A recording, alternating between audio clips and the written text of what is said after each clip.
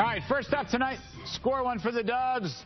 You've heard warnings about inflation for what feels like forever. You've heard them from politicians. You've heard them from the ads telling you to buy gold. You've even heard my own mea culpa because there hasn't happened any inflation.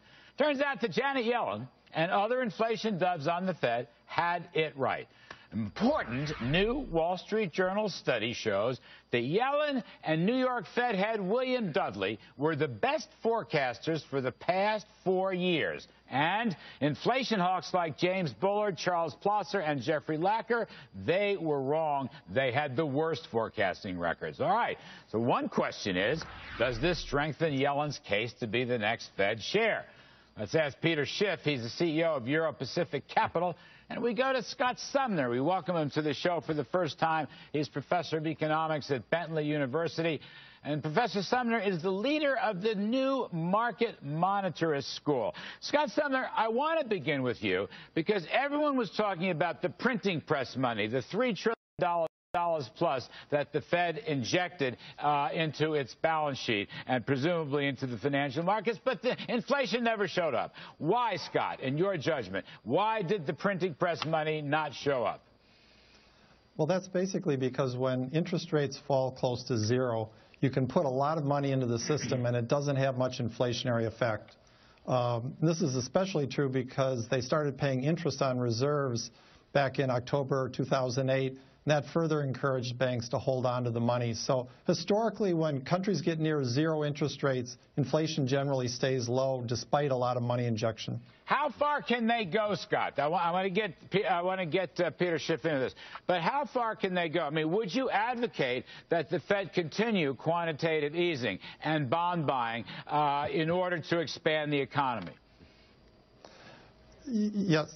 Sorry. Yes, I would. I think that's a good policy, but an even better policy would be to set some explicit target for, say, nominal GDP growth and use that as a way to sort of steer monetary policy.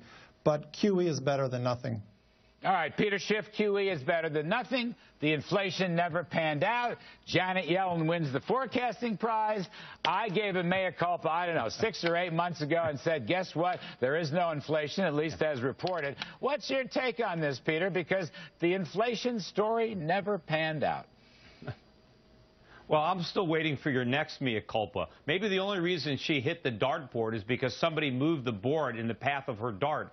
You know, when the Fed monetized $3 trillion worth of mortgages and treasuries, by definition, that is inflation. Quantitative easing is just a euphemism for inflation. We're talking about the effect of inflation when we talk about rising prices. We already have rising real estate prices. We have rising stock prices. Inflation has caused that. But I believe consumer prices are also rising much faster than the government admits. We're hiding behind these CPI numbers, which have been reverse engineered to come up with a low number. But if you actually look at what's happening to consumer prices, not what the government tells you is happening, but what is actually happening, prices are rising a lot faster. And so Yellen is wrong. There is inflation, and it's going to get even worse. And part of the reason that we're not feeling it is that we're exporting a lot of it. We send countries like China our paper money, and they send us their goods. And so money flows out and goods come in, and that temporarily keeps a lid on prices that are already rising faster than the government admits. But pretty soon those flows are going to reverse, and our money's going to come back, and prices go through the roof. Scott Sumner, I don't see what's wrong with that. All that is just a bunch of free trade with China. And again, Scott, I go to you. All right, you heard Peter Schiff say there is inflation. We just don't see the inflation. All right? No, how does a market monetarist react to that? That's just not right. Even if you look at private estimates like the Billion Prices Project, which looks at internet prices, they get roughly the same estimate of the CPI. And also, if it were really true that inflation was a lot higher, say 4 or 6%, that would mean real GDP growth would be that much lower, 0 or -2. And that would totally conflict with the employment numbers and everything else. So there's no way there could be a conspiracy to change the inflation numbers without throwing everything else off course. You know, it's actually the reverse. If I'm right, then the economy has been in a recession for the entirety of the Obama presidency. And that makes a lot more sense to me. The reason it feels like a recession to so many people is because it is. The labor force is contracting. We're using a lot less energy now than we were years ago when the economy was supposedly smaller. And I think that the reason we're using less energy, the reason that the labor force is shrinking, is because the economy is shrinking. It's just that we can't see how much it's shrinking because we're measuring it with a bad ruler, because the GDP deflator is too low. Well, I don't know. The PC. Go ahead, Scott. I'm sorry. The job, we're gaining 2 million jobs a year the last few years. There's no way that's consistent with falling real GDP. Scott, let me ask you something. We're creating part-time jobs. We're losing real jobs. We're replacing them with burger flippers. Peter, you're going off on a tangent. I want to stay on the matter at hand. Why didn't quantitative easing create inflation? You're doing everything but talking about the question directly. So let me go to Scott Sumner. Scott, Larry. 3 more traditionalist, monetarist economists, Charles Plosser of the Philadelphia Fed, Jeffrey Lacker of the Richmond Fed, and James Bullard of the St. Louis Fed. They predicted time and time again a higher inflation rate, Scott. What did they miss from your standpoint? Why were they wrong?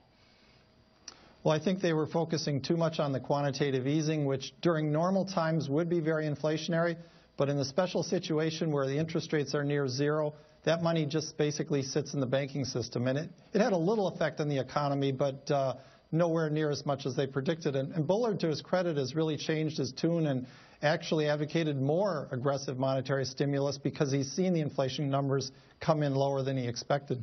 Would you like to see the Fed continue its quantitative easing, or would you like to see the Fed slow down? Scott Sumner. Well, I'd prefer they do nominal GDP targeting. That'd be more effective. If they don't do that, QE is better than nothing. It's basically the difference between our weak recovery and Europe's double-dip recession.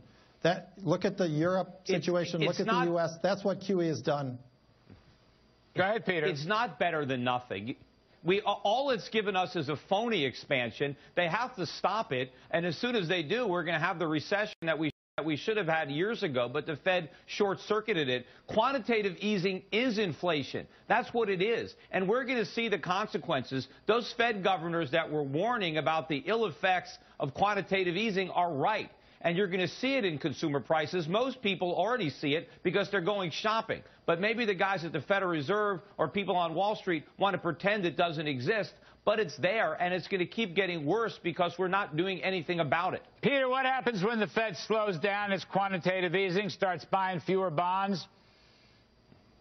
Yeah, well, then the phony recovery implodes. The housing market goes down. We're back in an official recession. I think some of the big banks might be under a lot of pressure again. Some of them might fail. And I think the U.S. government is going to have a hard time paying the interest on the national debt, let alone retiring any of the principal. We might have to restructure that debt, because the only reason that we can pretend that we can afford to pay the money back is because interest rates are practically zero and the Fed is the big buyer. But if the Fed isn't there anymore and interest rates go up, we don't have the tax base to service that debt. Scott, what's your reaction to what Peter just said? Are we going to go bust because of the interest rate hikes? No, I don't think interest rates will go up very much, even if the Fed stops buying bonds. In fact, if the economy weakens, historically, interest rates tend to fall during those periods. Europe tried raising rates a few years ago. The economy weakened. They went right back down to almost zero. So I don't see much of an increase in rates. But what if the dollar weakens and inflation flares up? Who's going to buy those bonds? Well, if inflation really flares up, which I don't expect, that would be consistent with much faster nominal GDP growth, and the government's budget deficit will get much smaller in that case. What about, what if it's stagflation like the 70s, only worse? What if we have inflation and the economy contracts and interest rates rise? Then what happens? Well, obviously that could be a problem, but the Fed has no control over stagflation. That's from the supply side of the economy. Last question. Scott, well, you know, the supply side of the economy is not doing too well with all these taxes and regulations that are hamstringing it. All right, that I agree with. Well, that I agree on. That I agree. We all agree with that. Okay, good for you, Peter.